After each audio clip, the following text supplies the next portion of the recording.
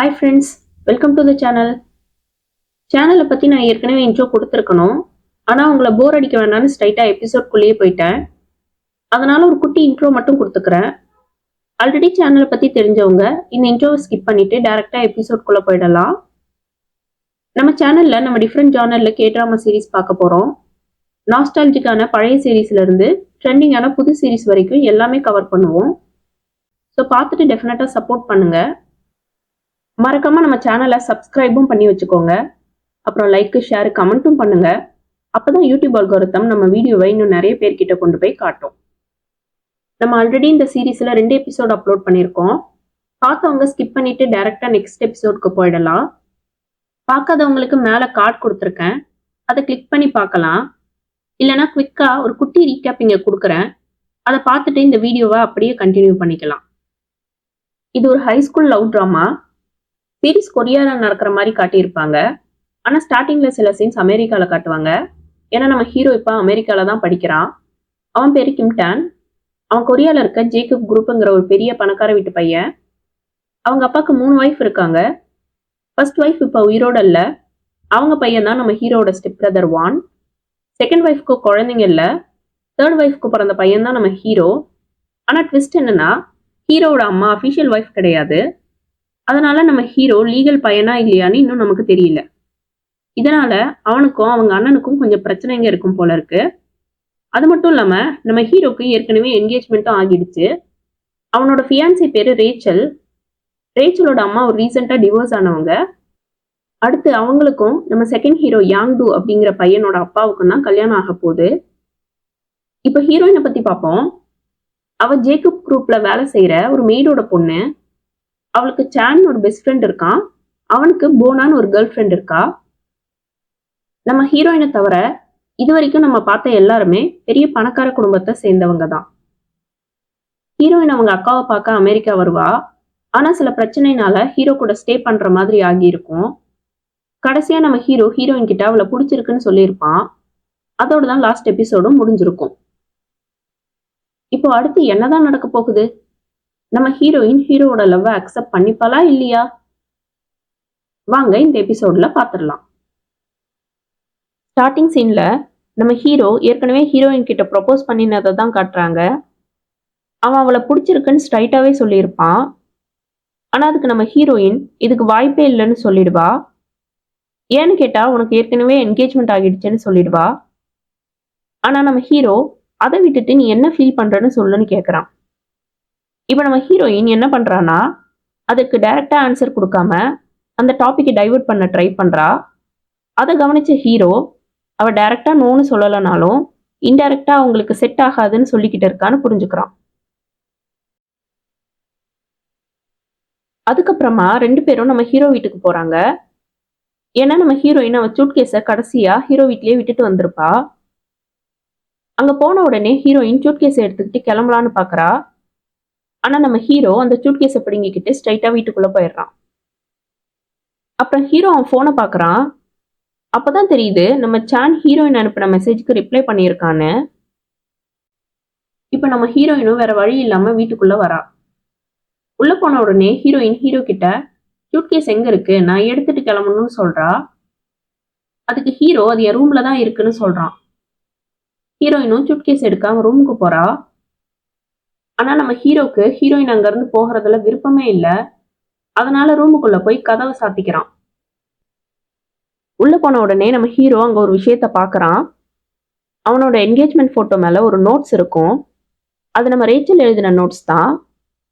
அதுல நான் லஞ்ச் தனியா சாப்பிட்டேன், டின்னர் ஒன்னா சாப்பிடலான்னு எழுதி வச்சுட்டு போயிருப்பா. கடைசியா நம்ம ரேச்சல் ஹீரோவை பார்க்க வீட்டுக்கு வந்திருப்பா. அப்போ சில பிரச்சனைனால நம்ம ஹீரோ அவகிட்ட எதுவுமே சொல்லாம ஹீரோயின் கூட அங்கிருந்து போயிருப்பான். இப்போ அந்த நோட்ஸை பார்த்துட்டு இருக்கும் போதே நம்ம ஹீரோக்கு ஒரு கால் வரும். கால்ல பேசுறது அவங்க கம்பெனியோட செக்ரட்டரி தான். அவர் என்ன சொல்றாருன்னா, அமெரிக்கால நடக்க போற ஷேர் ஹோல்டர் மீட்டிங்க்கு ஹீரோவோட அண்ணன் வந்திருக்காரு அப்படின்னும், அது மட்டும் இல்லாம நம்ம ஹீரோவையும் அந்த மீட்டிங்ல கலந்துக்க சொல்லி அவங்க அப்பா சொல்லியிருக்காருன்னு சொல்றாரு. இதை கேட்டதும் நம்ம ஹீரோ இது அவன் அண்ணனுக்கு தெரியுமா, அவர் என்ன சொன்னாருன்னு கேட்குறான். ஆனா அந்த செக்ரட்டரி அதை நீங்க அவர்கிட்ட தான் போய் கேட்கணும்னு சொல்லிட்டு காலை வச்சிடுவான்னு கேட்குறாரு. இப்ப நம்ம ஹீரோ கிளம்பி ரூம்ல இருந்து வெளியே வரான். நம்ம ஹீரோயின் இன்னும் அங்கதான் இருப்பா. கிளம்புறதுக்கு முன்னாடி ஹீரோ அவகிட்ட, நீ எங்கேயும் போகாத, இங்க வீட்லயே இரு, நான் முக்கியமான வேலையா வெளியே போறேன், போயிட்டு சீக்கிரம் வந்துடுறேன்னு சொல்றான். ஆனா ஹீரோயின் அதுக்கு, நான் இது வரைக்கும் தொந்தரவா இருந்ததே போதும், நான் கிளம்புறேன் அப்படின்னு சொல்லுவா. அதுக்கு நம்ம ஹீரோ, நீ எனக்கு தொந்தரவா இருந்தியா இல்லையான்னு நான் தான் சொல்லணும், நீ எங்கேயும் போகக்கூடாது, போனாலும் உனக்கு இப்ப தங்கறதுக்கு வேற இடம் இல்ல, அதனால இங்கே இருன்னு சொல்லிடுவான். அப்போ அவங்க நம்ம ஹீரோட ஃப்ரெண்டு வரான். அவன் ஹாஸ்பிட்டல்ல இருந்து டிஸ்சார்ஜ் ஆகிட்டான் போல. அவனுக்கு ஆல்ரெடி ஹீரோயின் மேல இன்ட்ரெஸ்ட் இருந்திருக்கும் இல்லையா. முன்னாடியே அவளை அந்த ஹோட்டல்ல பார்த்தப்போ ஹீரோ கிட்ட அவளை ஏஞ்சல்னு சொல்லியிருப்பான். இப்ப மறுபடியும் அவளை இங்க பார்த்ததும், என் ஏஞ்சல் இங்கதான் இருக்க போறாளா, நான் அவளை பாத்துக்கிறேன் அப்படின்னு சொல்றான். நம்ம ஹீரோக்கு அவன் மேலெல்லாம் நம்பிக்கையே இல்லை.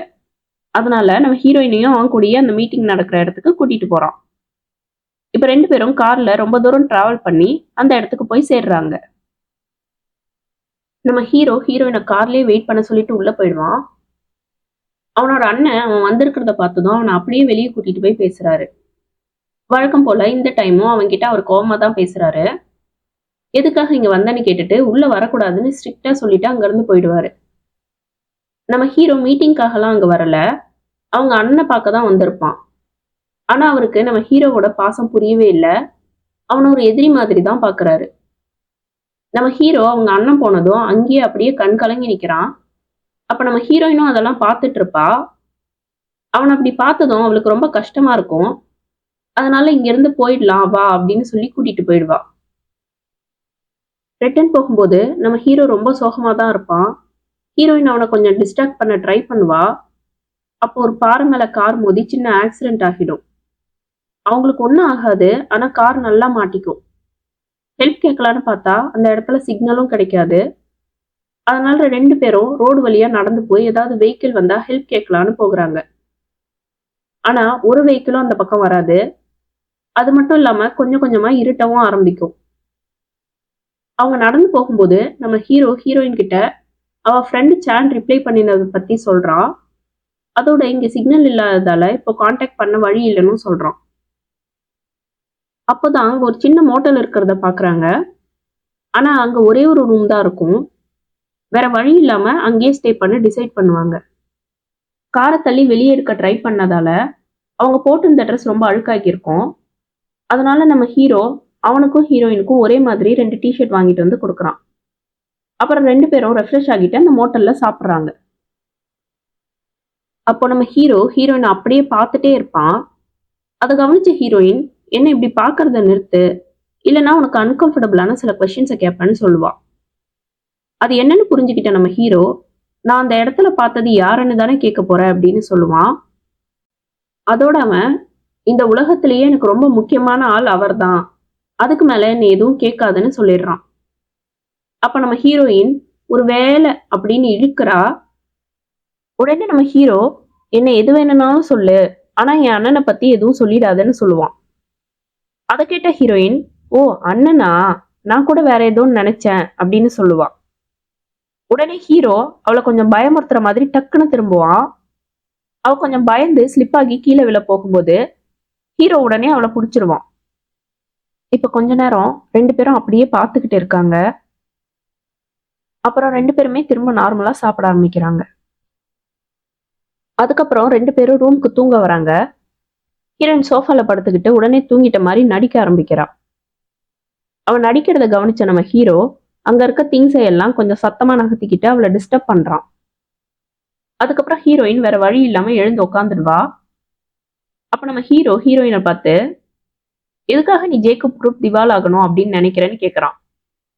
உடனே நம்ம ஹீரோயின், உனக்கு என்ன அதை பத்தி கவலை, ஏதாவது ஷேர்ஸ் வாங்கி வச்சிருக்கியா அப்படின்னு கேட்கறான்.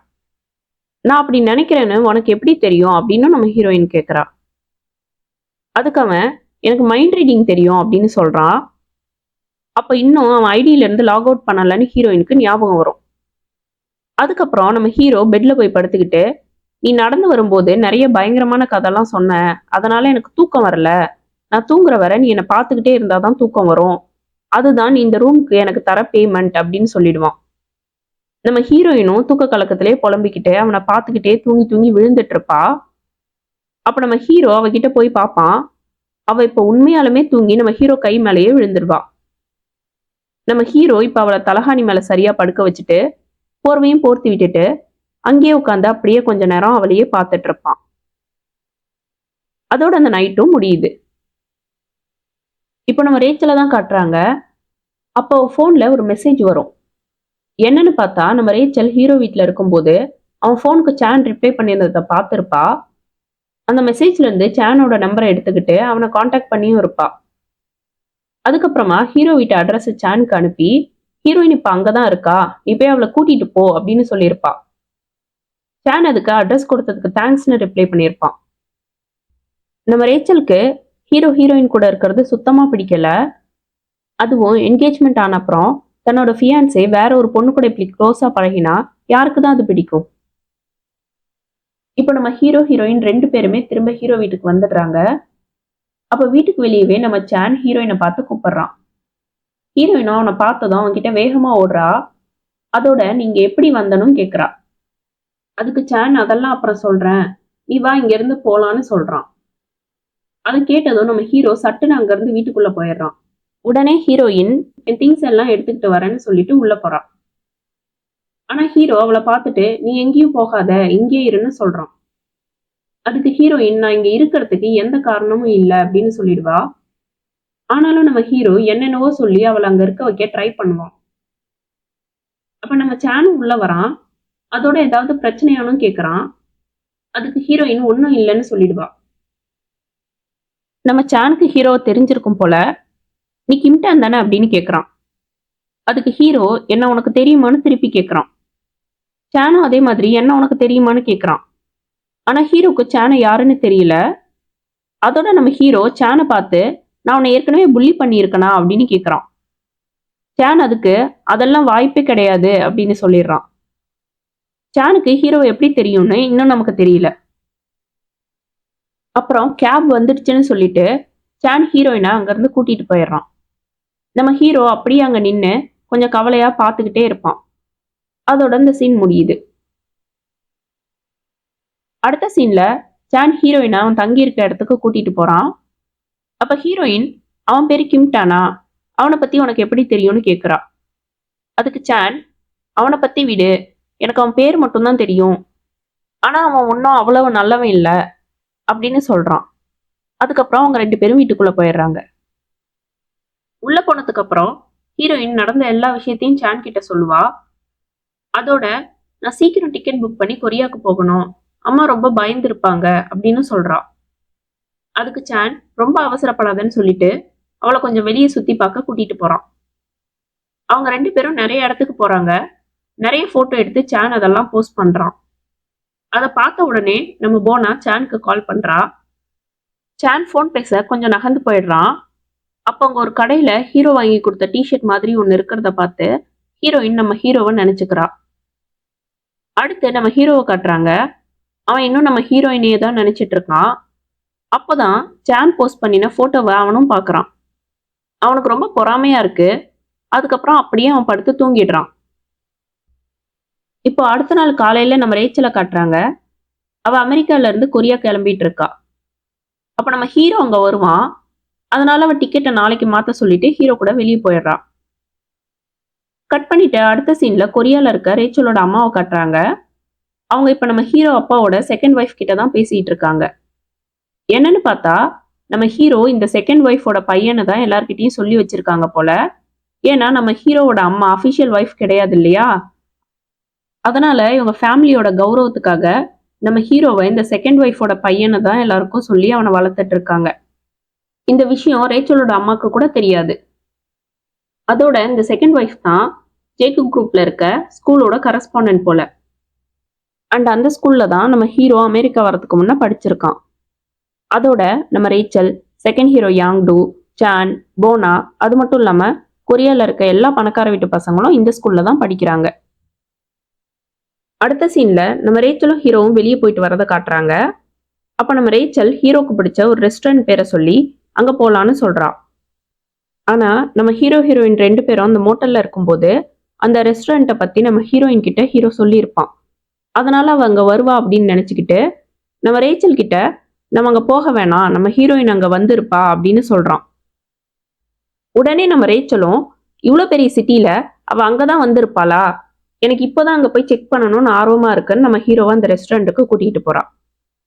போய் பார்த்தா நம்ம ஹீரோ சொன்ன மாதிரியே நம்ம ஹீரோயின் சானை கூட்டிகிட்டு அங்கே வந்திருப்பா. நம்ம ஹீரோ எவ்வளோ சொல்லியும் கேட்காம நம்ம ரேச்சல் அவங்க கூட போய் உட்காடுறா. நம்ம ரேச்சலும் சானும் ஒரே ஸ்கூலுக்கு போகிறதால அவங்களுக்கு 2 பேரையும் ஏற்கனவே தெரிஞ்சிருக்கு. அப்போ ரேச்சல், உனக்கு எப்படி ஹீரோயினை தெரியும்னு சானை கேட்குறா. நாங்கள் 2 பேரும் சைல்ட்ஹுட் ஃப்ரெண்ட்ஸ் அப்படின்னு சான் சொல்கிறான். அதுக்கப்புறமா ரேச்சல், இது ஃபேமஸ் ரெஸ்டாரண்ட்னு இவளை இங்கே கூட்டிகிட்டு வந்தியான்னு கேட்குறா. அதுக்கு சான், இல்லை இவ தான் இங்கே வரணும்னு ஆசைப்பட்டா அப்படின்னு சொல்கிறான். இதை தெரிஞ்சுக்க தான் ரேச்சல் இவங்க கூட வந்து உட்காந்துருப்பா போல இருக்கு. அதோட நம்ம சானோட கேர்ள் ஃப்ரெண்ட் போனாவும் நம்ம ஹீரோவும் ஏற்கனவே ரிலேஷன்ஷிப்பில் இருந்திருப்பாங்க போல. அதை பற்றி ரேச்சல் சொல்லி நம்ம சானை கரண்ட் பாய் ஃப்ரெண்டுனும் ஹீரோவை எக்ஸ் பாய் ஃப்ரெண்டுன்னு சொல்லி ஒரு மாதிரி பேசுகிறா. அதுக்கப்புறம் நம்ம ஹீரோயினை பார்த்து, உனக்கு வேற பசங்களே இல்லையா, உனக்கு கேர்ள் ஃப்ரெண்ட் இருக்க பசங்களோட சுத்துற, இல்லை என்கேஜ்மெண்ட் ஆன பசங்களோட சுத்துறன்னு ஒரு மாதிரி சொல்லிடுறான். உடனே நம்ம ஹீரோ ரேச்சல் அங்கேருந்து கூட்டிட்டு போயிடுறான். அங்கேருந்து போனதும் 2 பேரும் சண்டை போட்டுக்கிறாங்க. அதோட நம்ம ஹீரோ அவள் இந்த மாதிரிலாம் சீப்பாக நடந்துக்கிறனால தான் அவளை பிடிக்கல அப்படின்னு சொல்லிடுறான். அடுத்த சீனில் நம்ம ஹீரோவோட கம்பெனி செக்ரட்டரி அவனுக்கு கால் பண்ணுறாரு. இப்போதான் நமக்கு தெரியுது இந்த செக்ரட்டரியோட பையன் தான் நம்ம சான்னு. ஹீரோக்கு அவர் சொல்லி தான் அது தெரியுது. இதனால தான் நம்ம சானுக்கு ஹீரோவை தெரிஞ்சிருக்கு. உடனே நம்ம ஹீரோ சானுக்கு கால் பண்ணுறான். ஹீரோயின் கிட்ட ஃபோனை கொடுக்க சொல்லி சொல்கிறான். ஆனால் ஹீரோயின் அப்போ அங்கே இல்லாததால அவள் வந்ததும் பண்ண சொல்கிறேன்னு சொல்லிட்டு சான் ஃபோனை கட் பண்ணுறான். அப்போ நம்ம ஹீரோயின் அங்கே வரா. ஹீரோ கால் பண்ணினதை பற்றி சான் சொல்கிறான். ஆனால் நம்ம ஹீரோயினும் திருப்ப கால் பண்ண எந்த அவசியமும் இல்லை அப்படின்னு சொல்லிடுறான். நம்ம ஹீரோவும் ஹீரோயின் ஃபோனுக்காக வெயிட் பண்ணிகிட்டே இருக்கான். ஆனால் அவள் தான் ஃபோன் பண்ண போகிறதே இல்லையே. இப்போ அடுத்த நாளை காட்டுறாங்க. நம்ம ஹீரோ ரேச்சலை ட்ராப் பண்ண ஏர்போர்ட்டுக்கு வந்திருக்கான். அப்போ நம்ம ஹீரோயினும் ஏர்போர்ட்குள்ளே வரா. இவங்க 2 பேரையும் பார்த்துட்டு அவள் வேற சைட் போகலான்னு நினைக்கிறா. ஆனால் அதுக்குள்ளே நம்ம ஹீரோ அவளை பார்த்துடுறான். அவன் நம்ம ஹீரோயினை பேர் சொல்லி கூப்பிடுறான். அப்போ ரேச்சலும் நம்ம ஹீரோயினை பார்க்குறா. அதோட இந்த எபிசோடும் முடியுது. தேங்க்ஸ் ஃபார் வாட்சிங். Stay tuned.